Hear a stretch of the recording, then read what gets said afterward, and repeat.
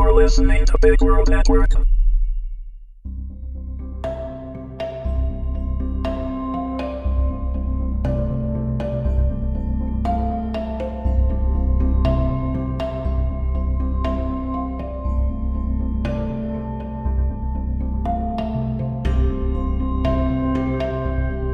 Pathological Passion, written by Jared and Lisa Kwan, read by Wendy Herman. Episode 6. The light, cool breeze pushed past Eric's face. Instantly he noticed that everyone was dressed in robes resembling Roman era style. He felt drawn to walk down the narrow stone street towards the ocean. He let out a sigh as the view seemed nothing short of spectacular. As he let his hand run across a fresco wall that held an image of a woman in a clamshell, Eric felt someone push past him. Elise, he thought to himself with excitement. Finally I can explain what happened. As he gave chase, something odd seemed to happen. The ground shook violently, almost knocking everyone off their feet. Eric was able to take advantage of the moment and gained ground on Elise. "Wait!" he shouted above the screams of people around him. Elise stopped for a moment and looked back. Eric looked too. The sight was near indescribable as the mountain overlooking the city seemed to instantly grow by 1/3. The earth itself was literally heaving. As Eric reached Elise, there was a massive explosion. He could see the considerable shockwave push the clouds away like water. "It's just a dream," he said. Then the force from the explosion smashed into them with a deafening boom, which was followed by more ground shaking. "This isn't real!" Elise shouted back, then began to run again. The dust in the air was thick, and Eric struggled to breathe as he continued to pursue Elise. The shaking seemed to be endless now. People were being tossed around like rag dolls, and buildings were starting to collapse. As he turned a corner, he noticed Elise sitting on a swing set as if nothing had happened. "This is what I have been trying to tell you. This isn't real," Eric said as he approached her. "No, you don't get it. We aren't sharing dreams because we have some special connection. We've accidentally been exposed to an experimental chemical," Elise said, looking at the ground. Eric took a step back and watched as the enormous volcanic ash cloud continued to race towards them, engulfing everything in its path.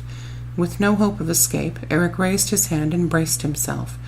However, just as it reached them, it seemed to melt away, and they were suddenly in a very cold place as the ash was replaced by snow. "What are you talking about?" Eric asked, trying to process the information as the cold winter bit at them. "We were working on a project that was accidentally spilled, and you and I have somehow become infected with it," Elise replied. "Come on. If that were true, then where is everyone else that was infected?" Eric asked. For the first time he realized that they were all alone in the middle of a small industrial metropolis. He could make out the large, eerie Ferris wheel that was a standard landmark of the very desolate Chernobyl. "Listen, Eric, I'm sure you are a good guy, but you need to get this through your head. This is nothing more than a science experiment." Her words struck him like a blistery wind. "Look, I know that we've had our differences, but we were just starting to really connect," Eric said as he took a step forward. "You just keep forgetting when you wake up. Try to remember. Give us a chance to see if there really is something." "I don't think so. Just stay away," Elise said, standing up and pushing him back. Instantly he found himself facing the volcanic ash cloud again. He put his hands up and tried to move back towards her, but he couldn't breathe. He realized exactly what was happening, and that she had managed to do it again. He would die by volcano this time. As the heat became unbearable, his eyes shot open. Elise looked around to see the doctor and a few nurses standing around her, with very concerned expressions adorning their faces. "There she is," one of the nurses said. "How do you feel?" the doctor asked. "Fine, I think," Elise replied. "Oh, good. Did you still want me to do that test for you?" the doctor asked. Elise held her hand up to stop everyone from talking for a moment. A light headache hung over her, and she rubbed her head. Then, just like a light bulb going off, she realized that she could remember every last detail from her dream, down to the snowflakes that brushed against her face. "Yes, I need to be tested, and have Eric tested too," Elise said. "Very good," the doctor said. This time the doctor pulled out a very small device and depressed it against her fingertip. "That's it?" What happened to the huge needle?" she asked. "Yes, I need to apologize. The large needle was a joke," the doctor said. Elise took a deep breath and glared at him for a moment. "Just get me the results as soon as possible." "Yes, ma'am," he replied quickly. She walked briskly to the elevator, making sure to look around corners for any sign of Eric before proceeding. Just as she selected the floor to head up, she saw him emerge from the back area. "Elise!" he shouted. "Wait up!" She let the door close as he sprinted for the elevator, and saw his shoulders slump in defeat and frustration as it left him behind. Eric watched as the glass elevator carrying Elise climbed out of sight. Brilliant. The girl in my dreams had to be the corporate bigwig, who probably is headed down to fire me right now, he thought to himself. I better get back to work. He pressed the button for the next elevator. Even though it took 15 minutes to get down to the 5th floor through the non-express elevators, it only seemed like moments for him. Mindlessly, he walked over to the assignment board. He barely noticed that he didn't have any primary assignments as he selected the first option available. Was it the dream, or was she telling me the truth about the experiment gone wrong? He asked himself. He took a moment to walk into the unisex bathroom and take a close look at himself in the bathroom mirror. He leaned in close enough to see the small pores in his face and gently opened his eyes a bit wider with his fingers. "I think you are going mad," he said out loud. Then his train of thought was broken as a toilet flushed and his boss, Quinn, exited the stall behind him. "Are you feeling okay?" Quinn asked. "I think so," Eric answered. "You look fine to me. Did the bigwigs mention me at all?" Quinn asked as he began to wash his hands.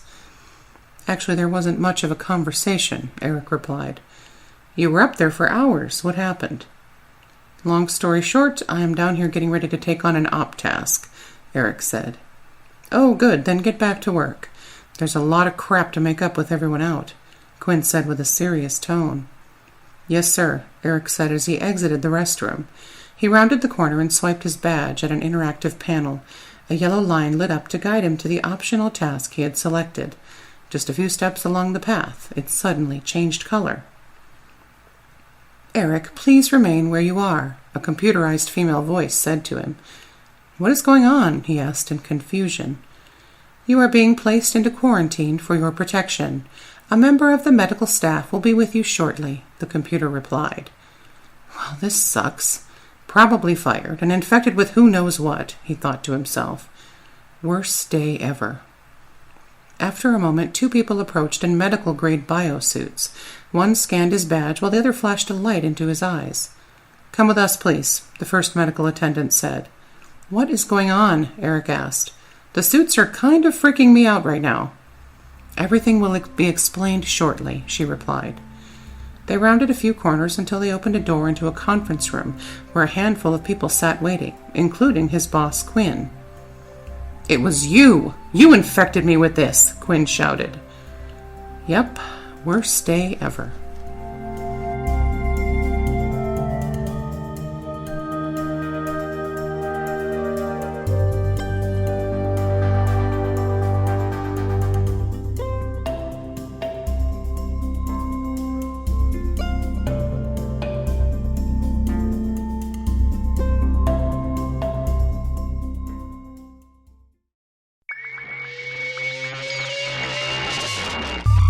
You're listening to Big World Network. Music by Kevin MacLeod.